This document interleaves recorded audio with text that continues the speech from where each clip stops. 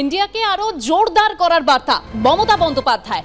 Vote কেটে যারা বিজেপিকে জেতাতে পারে তাদের চিহ্নিত করুন, এটা আসলে বিজেপির পরাজয়। আমরা সিট শেয়ারিং পলিসি মানব। বিজেপি ধর্মের নামে সমাজে ভাগাভাগির চেষ্টা করছে। একা থাকলে বিজেপিকে হারানো সম্ভব নয়, সংঘবদ্ধ থাকলে তৃণমূল বিজেপিকে হারাবে। শহীদ মিনারে তৃণমূলের সংহতি দিবসের মঞ্চে বার্তা মমতা বন্দ্যোপাধ্যায়ের।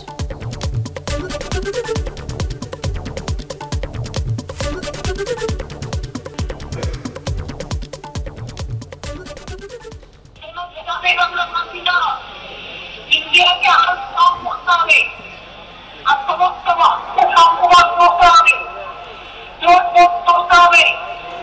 বিজেপির যে আজকে অত্যাচার, যে দুর্ব্যবহার, যে কুৎসা, যে অপপ্রচার এবং বিজেপি পার্টির সাথে কিছু কিছু লোক আঘাত করে ফলিয়ে ইলেকশনের সময় সমাজে সমাজে সিলেক্ট করিয়ে দিয়ে ভোট সেটা বিজেপিকে জেতানোর চেষ্টা করে।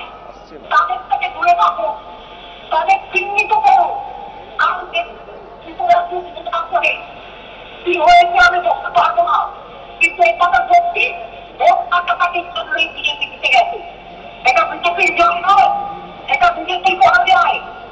মানুষ কিন্তু স্তম্ভিত, মানুষ দুঃখিত, মানুষ বেনাহত। তাই আপনাদের বলবো তার কোনো কারণ নেই, আপনার কোনো কারণ নেই। আমরা এই খেলায়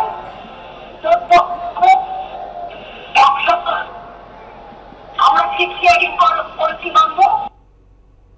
বামফ্রন্ট বিজেপির সঙ্গে জোট বেঁধেছে। বিজেপি যাতে একটিও ভোট না পায় তার ব্যবস্থা করতে হবে। ইন্ডিয়া জোটে যারা আছে তাদের ভোট দিন।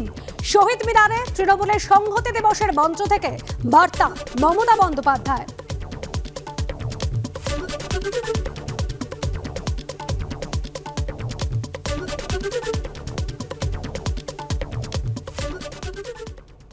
সবাই বলেছিল বামফ্রন্ট বিদায় নেবে না, আমরা বিদায় করে দিয়েছি।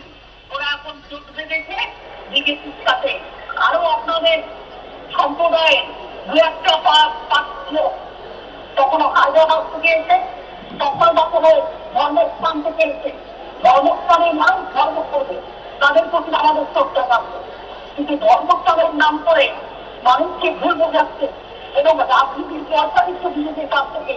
আমি সেটা আছে, আমি বিশ্বাস জানাই, আমি মনে করি এটা আপনারা নিশ্চয়ই বুঝবেন। বিজেপি যাতে একটা ভোটও না পায় তার ব্যবস্থা করতে হবে। তার ঐক্যবদ্ধ ভোট তৃণমূল কংগ্রেসের বাংলায় দেবে।